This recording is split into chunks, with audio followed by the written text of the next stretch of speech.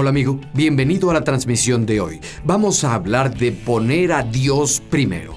Y no hablaremos de forma ambigua, sino que vamos a ver áreas prácticas en las que debemos ponerlo primero. Si no es el primero en esas áreas, no lo será en nada. Te abrirá los ojos. Toma tu Biblia y comenzamos.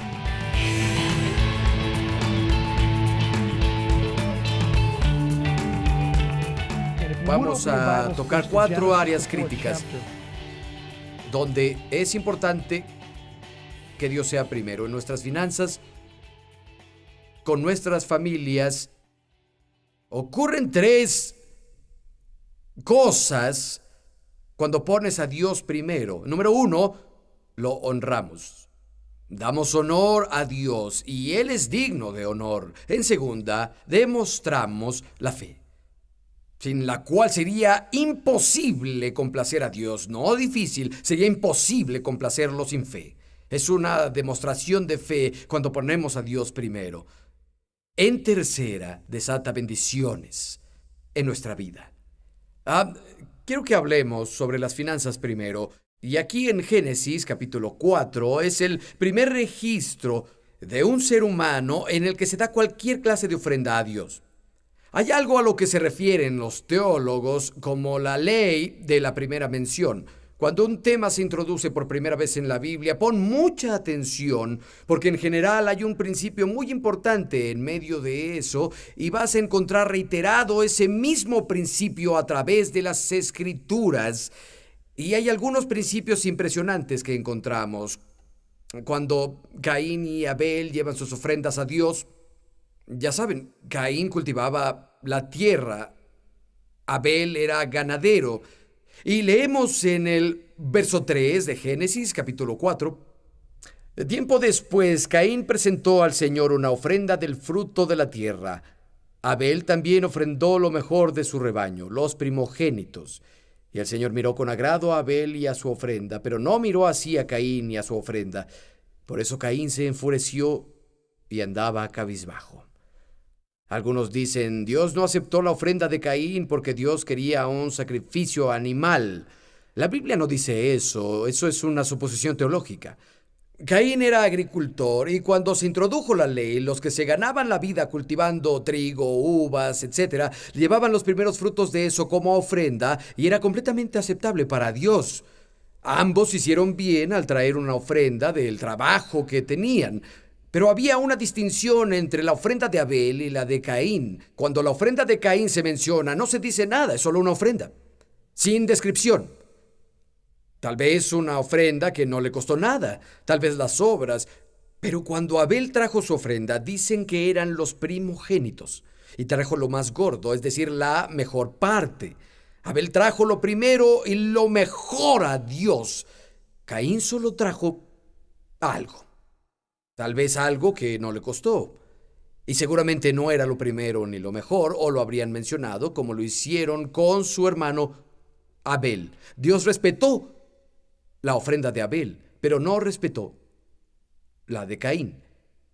Y seguimos en el verso 6. Vayan conmigo, por favor. Dice, el Señor le dijo, ¿por qué estás enojado? ¿Por qué andas cabizbajo? Si hicieras lo bueno, literalmente, si haces lo bueno, si das lo mejor, esa palabra significa que algo está bien o es lo mejor. Si das lo mejor, no serías aceptado. Y si no hicieras lo bueno, si no traes lo mejor, el pecado te acecha y quiere dominarte, pero tú puedes dominarlo. Hay cosas importantes aquí. Caín no ofreció lo mejor como Abel y Dios dijo, si hicieras lo que Abel serías aceptable. Y no lo hiciste porque hay otras cosas más importantes en tu vida, Caín. Hay distancia entre tú y yo y se refleja. Tu ofrenda mediocre refleja tu relación mediocre conmigo. Los primogénitos y lo mejor de Abel también eran un reflejo de su relación con Dios, en donde estaba con Dios. De hecho, el Nuevo Testamento habla de la historia y quiero que vean conmigo en Hebreos capítulo 11. Por favor, Hebreos capítulo 11. Y vamos a ver el verso 4, Hebreos 11, 4.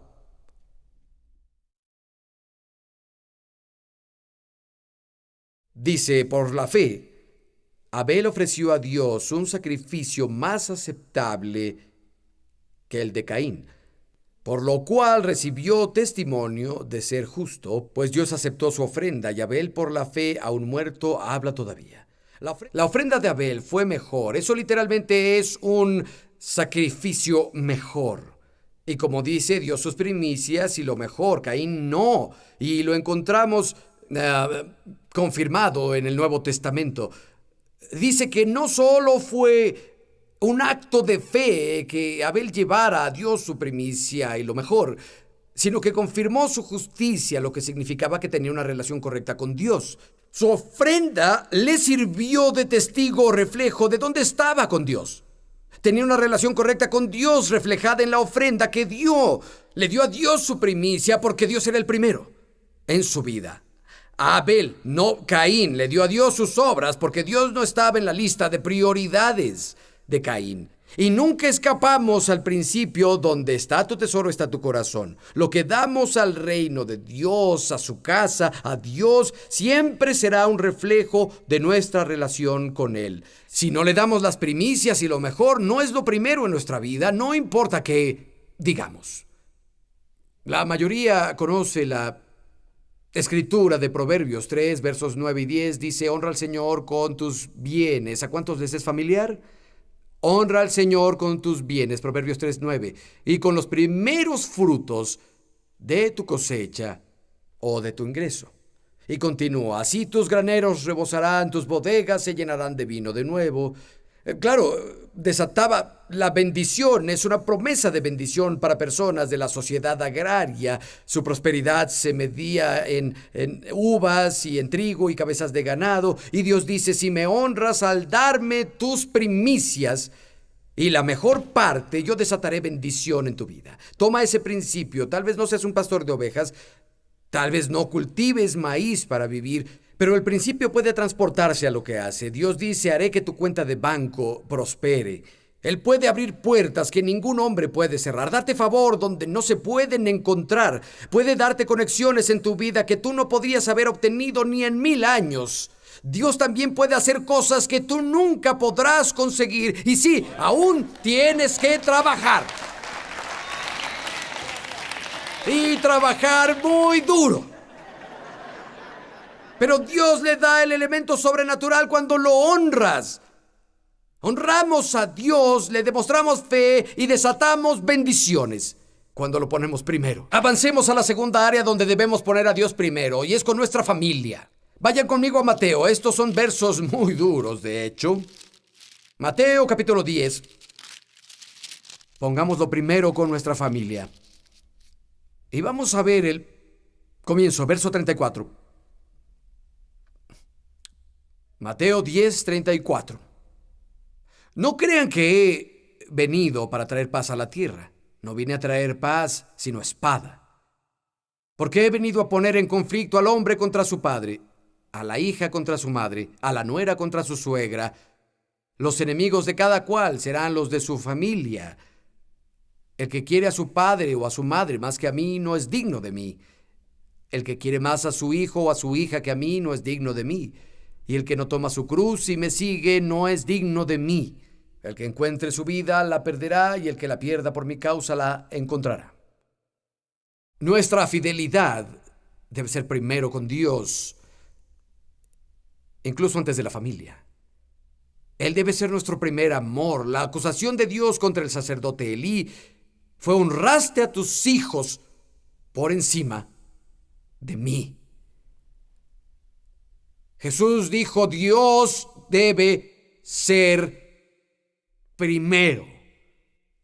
Había una joven que vino a la iglesia, era salvada y fue atendida en Cottonwood por muchos años, sigue en conexión con la iglesia, y ella tenía antecedentes budistas, y cuando aceptó a Cristo, su padre estaba furioso y le dijo: si no renuncias a Cristo, te voy a repudiar. Yo la aconsejé y hablé con ella, y lloró amargamente. Dijo: amo a mi padre, amo a mi familia, pero le dijo: Padre, te amo a mi familia, pero amo más a Jesús. Él salvó mi alma y no voy a renunciar a Él, no puedo. Le dijo, ya no eres mi hija. Y la echó de ahí. Eso es algo muy duro. Creo que algunos de nosotros no pensamos mucho en el hecho de que la mayoría de las recompensas están del otro lado. La eternidad es el gran catalizador y Dios nos prepara para esas decisiones. Si pierdes tu vida por Él, la vas a encontrar. Eso dijo Jesús. Tenía un amigo cuando recién fui salvado, un conocido. Era un cristiano indiferente. No hacía nada, gastaba mucho y no impactaba. Y lo invité a ir conmigo a una reunión una noche y un par de amigos más nos acompañaron. Era un predicador evangelista, iba a estar ahí toda la semana. Y la reunión fue fenomenal. Y predicó sobre la autoridad de la palabra de Dios establecida desde el cielo, donde Dios cumple su palabra en su nombre. Puedes confiar en ella. Y era revolucionario para ese chico. Lo volteé a ver y parecía que podías ver el foco encendido en su cabeza. Y estaba muy emocionado, sentado al borde de su silla al final de la reunión. No dejaba de hablar de eso. Decía, esto es lo que había buscado toda mi vida, es lo que me faltaba. Mi vida va a cambiar. Recógeme mañana a las 6 en punto. Voy a ir. A la mañana siguiente llegué a su puerta a las 6 en punto. Toqué y nadie respondió. Seguí tocando, nadie contestó. Continué tocando la puerta y finalmente abrió cabizbajo. Tenía una depresión muy profunda. Y dije, ¿vas a ir? Y dijo, no. Le dije, ¿por qué? Dijo, mi esposa. Ella no quiere que vuelva a esas reuniones. No le gusta lo que hacen ahí. Dije, amigo, debes ir. Y él dijo, no puedo. Y nunca olvidaré lo que dijo. Dijo, si Jesús estuviera aquí y mi esposa estuviera aquí y tuviera que elegir, elegiría a mi esposa. Puedes leer sobre el matrimonio en Efesios y Colosenses, donde dan todas las grandes instrucciones sobre que los esposos amen a sus esposas, las esposas se sometan y cómo tratarse uno al otro. En ambas circunstancias comienza con versos que hablan sobre que Dios sea primero, que te sometas a Dios, seas lleno del Espíritu, dejes que su palabra te llene y luego pasa al matrimonio. Es decir, cuando una relación vertical es fuerte y sana, hará que las relaciones horizontales sean más fuertes y sanas. Dios es primero. Y la idea incluye guiar a nuestras familias a esa mentalidad y convicción de corazón de que Dios debe ser el primero en nuestras vidas. Piensa en lo que Josué dijo: yo y mi casa serviremos al Señor. Yo los voy a llevar a hacerlo. Piensa en Abraham. Muchos años me pregunté, Dios, ¿por qué elegiste a Abraham para que fuera el padre del pueblo elegido? ¿Por qué los judíos? ¿Por qué no los chinos? ¿Por qué no los indonesios? ¿Por qué no alguien de una isla? ¿Por qué no un nativo americano? ¿Por qué no un europeo? ¿Por qué no un africano? ¿Por qué ese chico de Ur de los caldeos? Y en la Biblia Dios solo da una razón para elegir a Abraham. La encuentras en Génesis 18. Dice, porque lo conozco. Literalmente en hebreo dice, yo lo elegí, lo aparté, porque Él ordenará a sus hijos después de Él que guarden los caminos del Señor.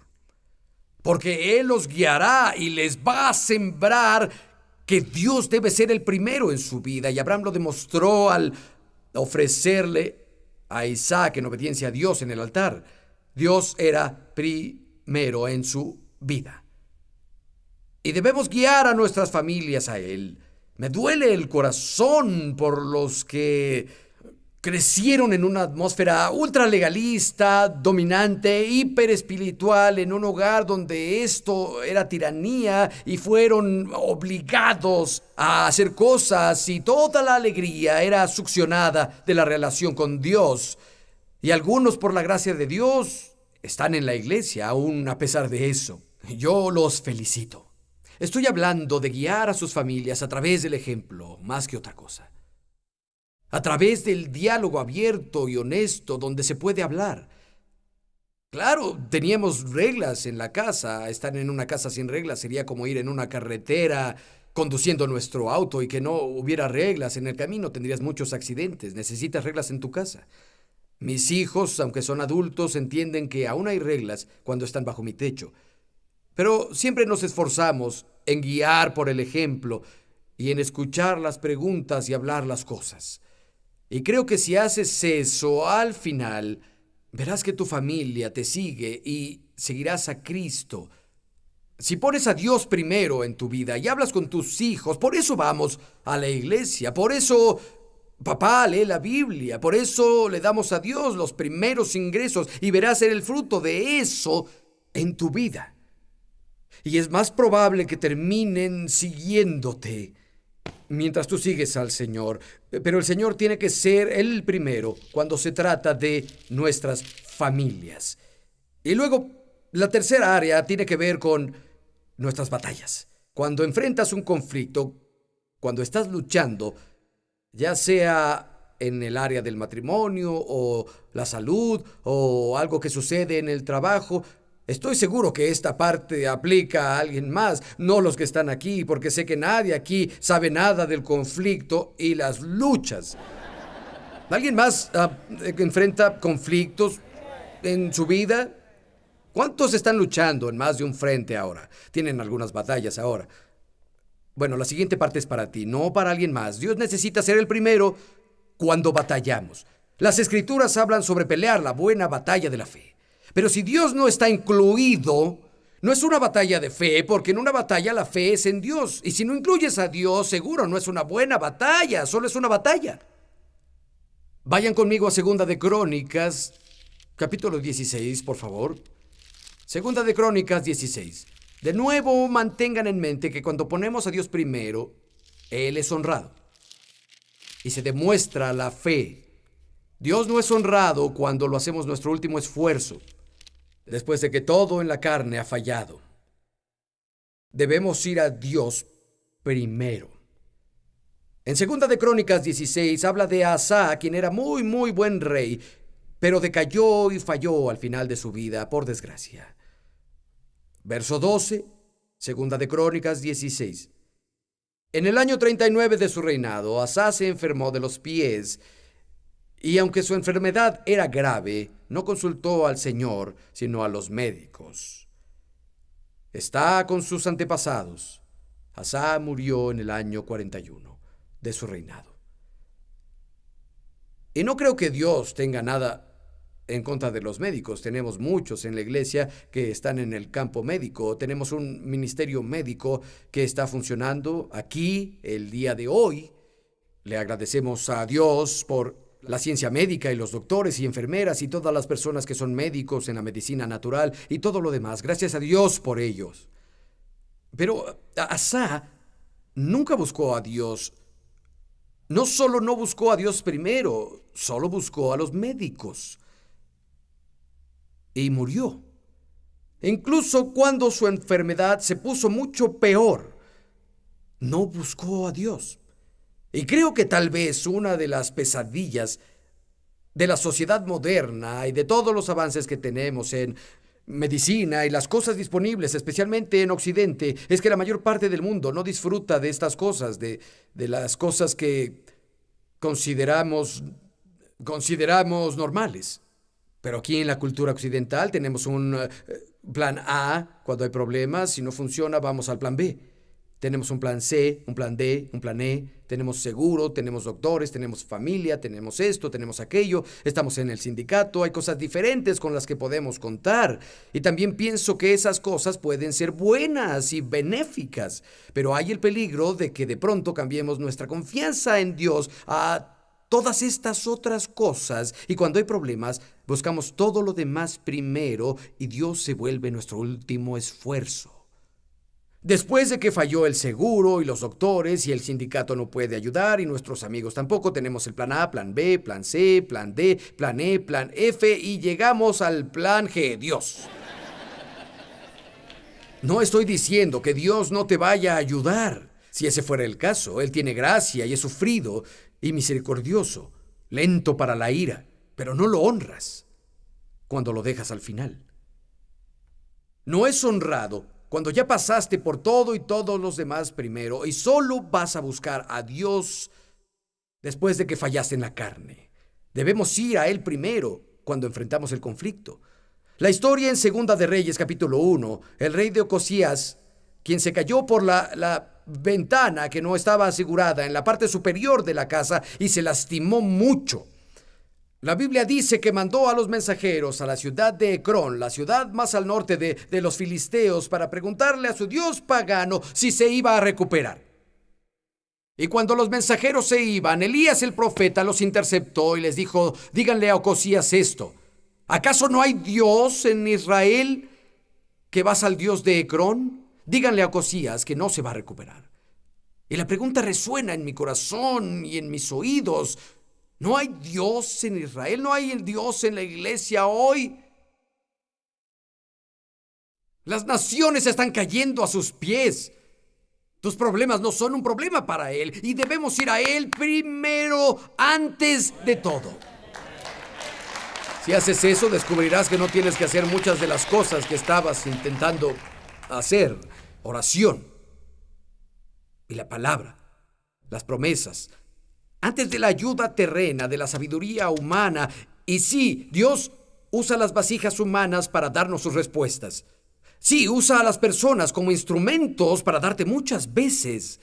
Y gracias a Dios cuando lo hace, pero es verdad que si no pedimos, no recibiremos. Vamos a ver un par de páginas en Segunda de Crónicas, en el capítulo 20. Veremos algo ahí en unos momentos. Y mientras buscamos, quiero relatarles una historia. Había un granjero en el oeste. Hombre de Dios, tenía 6 hijos. Los crió en el temor del Señor.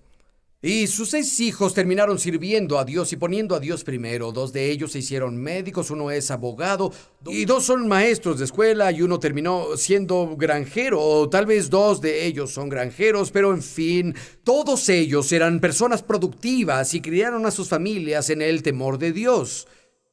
Y lo aprendieron de su padre. Siempre que había conflictos, siempre que había problemas, iban primero a Dios. Uno de los niños se enfermó. Uno de sus hermanos dijo: papá, vamos a llamar al doctor. Y él dijo: llamaremos al doctor si lo necesitamos, vamos a hablar con Dios primero. Se arrodilló junto a la cama del niño enfermo y oró. Y 9 de cada 10 veces tenía una recuperación y nunca necesitaron al doctor. Una vez se descompuso el tractor, justo antes de la cosecha. Y ya lo habían reparado varias veces, una y otra vez, y finalmente no sirvió. Y un hijo dijo: papá, tenemos que ir al banco por un préstamo para un tractor nuevo, ya casi es la cosecha. Él dijo: iremos al banco si es necesario, pero debemos hablar con Dios primero. Y reunió la familia y todos se arrodillaron y vaciaron su corazón a Dios. Al día siguiente, un granjero local pasó y dijo: oí que su tractor ya no sirve. Tengo uno nuevo y el viejo no tiene nada malo. Me gustaría vendérselos. Se los venderé a 3 años. Pueden pagarlo sin intereses. No quiero cargarles el interés. Y tienen que hacerme el primer pago hasta que tengan la cosecha de este año. Dijo: gracias, lo compramos. Esos niños vieron el fruto de poner primero a Dios. Y se les quedó tan grabado que era muy natural que hicieran lo mismo. Y aquí en Segunda de Crónicas encontramos la historia del rey Josafat. Él aprendió una lección valiosa cuando fue confrontado por un ejército que enfrentaba una batalla imposible. Vamos a leerlo comenzando en el verso 2. Y alguien fue a informarle: una gran multitud viene contra ti del otro lado del mar, de Siria. Ahora están en Hazezón Tamar, en Engadi. Atemorizado, Josafat mandó emisarios al faraón, rey de Egipto, para hacer alianza con él. No, Josafat temía y llamó a sus generales y a sus comandantes y le llevaron una estrategia de batalla. Atemorizado, Josafat decidió consultar al Señor y proclamó ayuno en toda Judá. Fue a Dios primero. Y vean el resultado: se unió todo el pueblo de Israel. Estaba orando y buscando a Dios. En el verso 15, un profeta habla por el Espíritu del Señor y dice: escuchen, habitantes de Judá y habitantes de Jerusalén, y escuche también, majestad, así dice el Señor: no tengan miedo ni se acobarden cuando vean ese gran ejército, porque la batalla no es de ustedes, es mía. El Señor les dio las instrucciones y dijo: no se muevan, vean la salvación de Dios, quien está con ustedes, no tendrán que pelear. Y hubo una liberación sobrenatural. Y así descubrirán que al ir a Dios primero, no tendrán que pelear la batalla que pensaron que tendrían que pelear. Dios intervendrá en formas que ni siquiera imaginan posibles.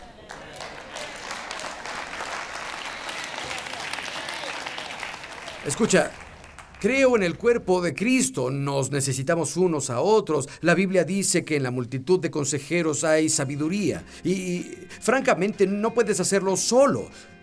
Tú y Dios son mayoría, pero necesitas a otras personas, pero debemos ir a Él primero.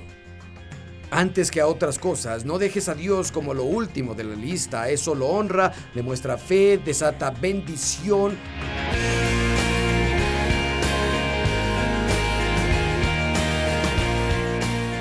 Amigo, Dios merece ser el número uno en tu vida. En los conflictos de tu vida, ve a Él primero. Vamos a honrar a Dios al buscarlo para que nos libere, nos dé salud, respuestas, en lugar de hacer que sea nuestra última alternativa. Cuando todo lo demás ha fallado, después de cansarnos en nuestra carne, Dios es misericordioso, Él nos ayuda, pero ¿sabes qué? Es mejor honrarlo. Ve a Él primero cuando tengas problemas, no te decepcionará. Descubrirás que si vas a Dios primero, no necesitarás nada más. Eso es más que suficiente. Te ama, te va a ayudar. Pon tu confianza en Él justo ahora. ¿No crees que es intrigante que Jesús diga que la felicidad tiene que ver con la obediencia a los mandamientos de Dios? Porque contrariamente a lo que el diablo te susurra al oído, los mandamientos de Dios no son una carga, son una bendición. No son complicados, son liberadores.